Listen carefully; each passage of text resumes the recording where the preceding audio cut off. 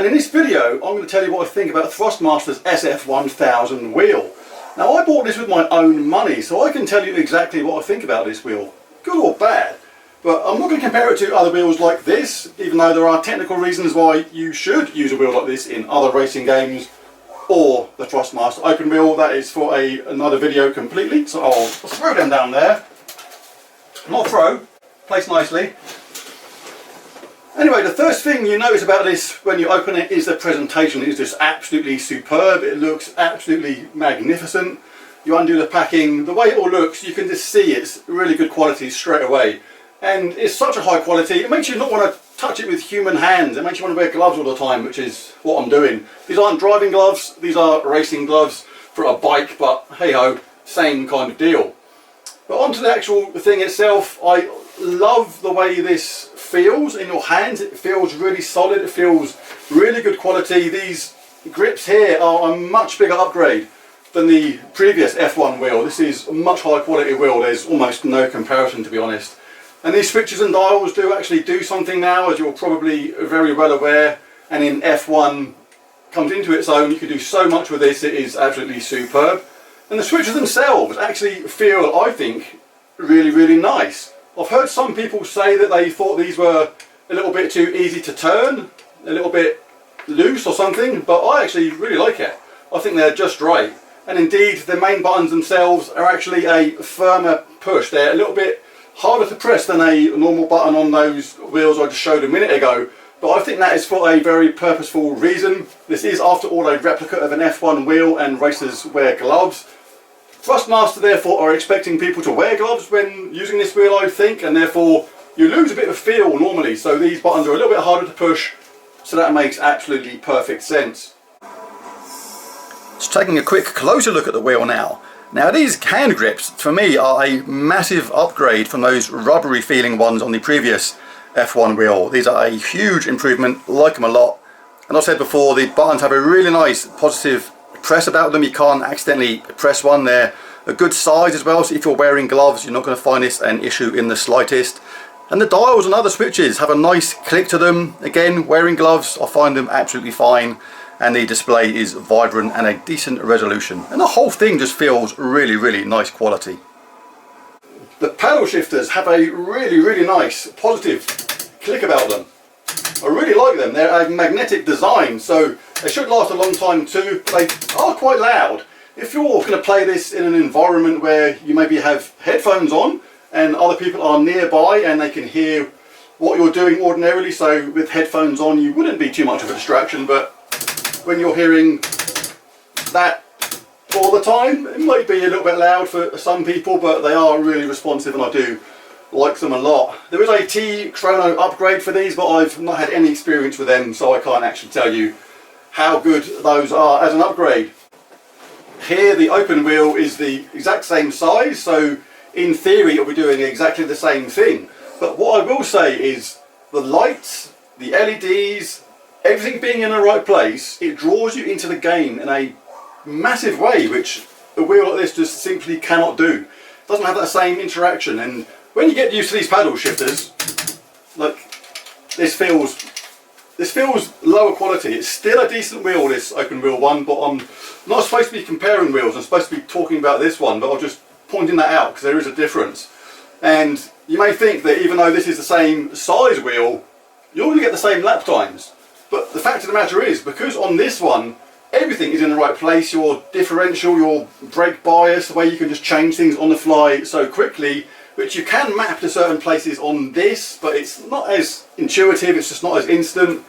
If you're into the differentials and stuff like that and you know what to do with all that and you can change it on the fly, it's going to make a huge difference to your lap times. And if you're the sort of racer that's troubling the top of the leaderboards all the time, one of those elite racers, not me, then this wheel will probably make you quicker, because all that stuff is going to be an absolute game changer. And if you're not an elite racer, you're still going to be getting better lap times, I think, because the thing is, this makes F1 more addictive. I liked F1 before, liked it, I just dabbled around and played a bit, but since I've had this I have played F1 more than any other race game, because I just love using this wheel. I had this wheel before, I could use this rim, but this just feels that much more special. It draws you into the game more, and as such makes the game way more enjoyable, and because you do more laps, you automatically get better times because you've been practicing more. That's the way it goes.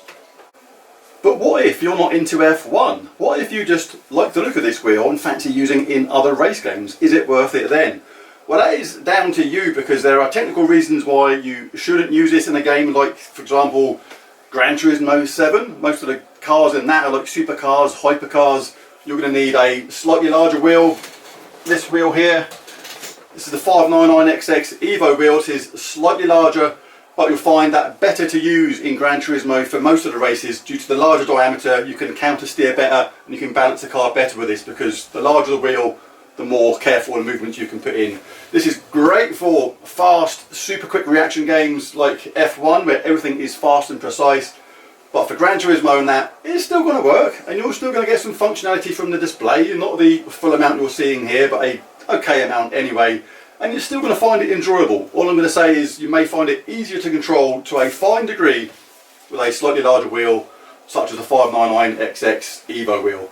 And it does work in all other racing games. Assetto Corsa works great, and others as well. So you're not always going to get the display. You can just turn that off if you decide you just don't want to look at the Ferrari logo and the THRUSTMASTER logo interchanging every time, because that's all you're going to get if the racing game does not use the full functionality of this wheel. But in other race games, it's still nice to hold, it's still nice to use. You can map a lot of the controls to the controls here and use it that way.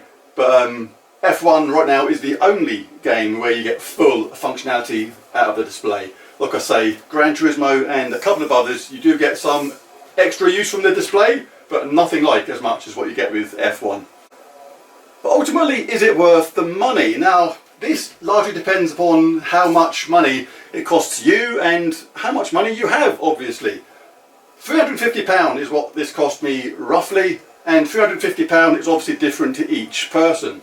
If this is going to trouble your next mortgage payment, then I'll leave that kind of decision up to you. I'm not going to be responsible for that. Right, let's look at it this way. Let's say you're going to play F1 for maybe an hour a day. That's not a lot. So that's 365 sessions in a year. Now, would you say that using this rim over this one, for example, gives you £1 worth more of enjoyment per session? For me, absolutely 100% yes. And that's just over the course of a year. So this pays for itself in just enjoyment factor, extra immersion level in the game in a year. If you've done 2 hours a day, then obviously that becomes half that, and that's just on a year. Take that to 2 or 3 years and it becomes absolute pennies and is an absolute no-brainer.